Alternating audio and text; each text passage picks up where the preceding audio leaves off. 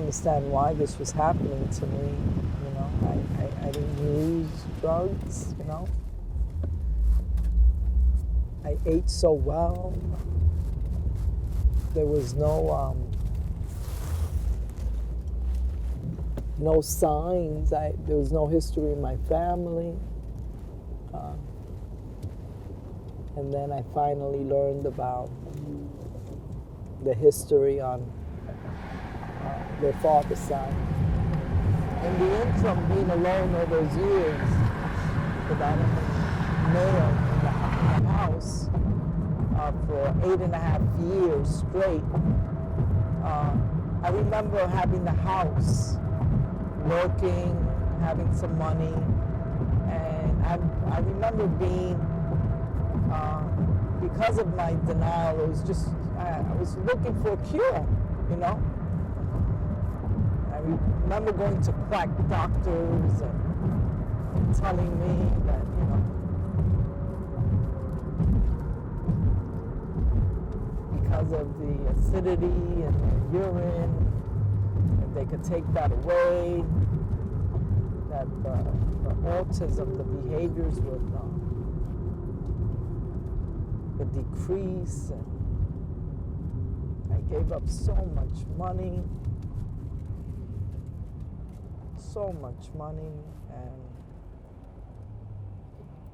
nothing changed. Got progressively worse. And it was only until, in desperation, that I hit a real bottom. I remember, I kept thinking, I said I could do it, you know. I'm strong, I could do it. I'm a good mother. I'm gonna white knuckle this out. I could do it, you know. Come from strong roots, and I just didn't understand that I was dealing with a disability that just had the whole country baffled.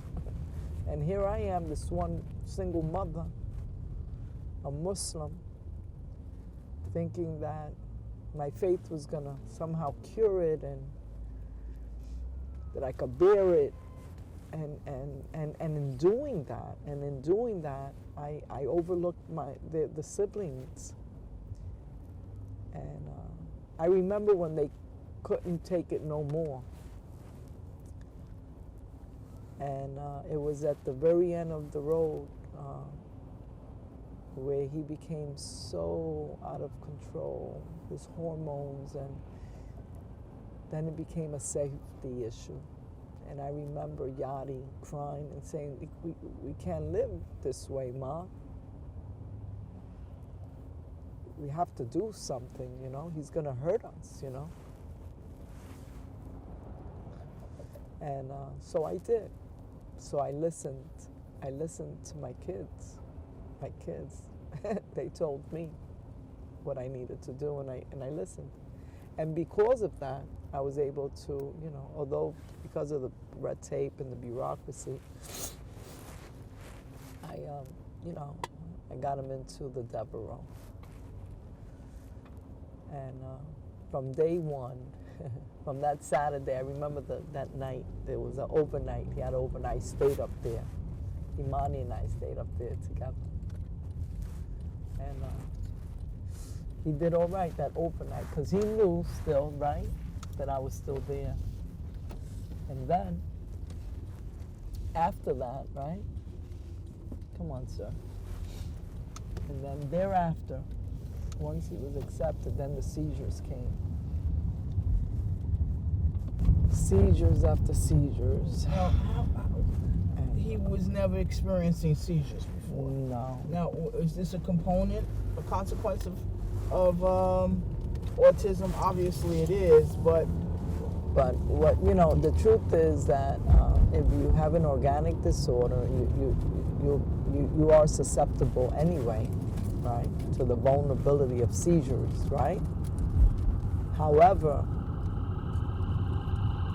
what triggered his was, you know, he was home all the way up until the age of 16. So he was full-blown, you know, he was a homegrown boy, you know. I raised him, you know.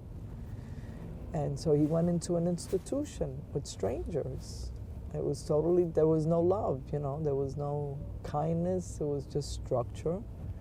And unfortunately, that's what autism requires.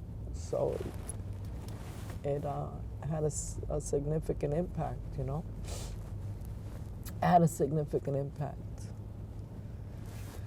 And then it was finally arrested years down the line.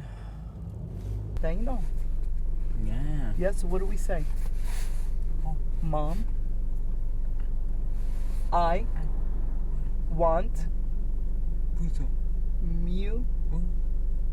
music. WBGO Newark, 88.3 FM, and WBGO.org.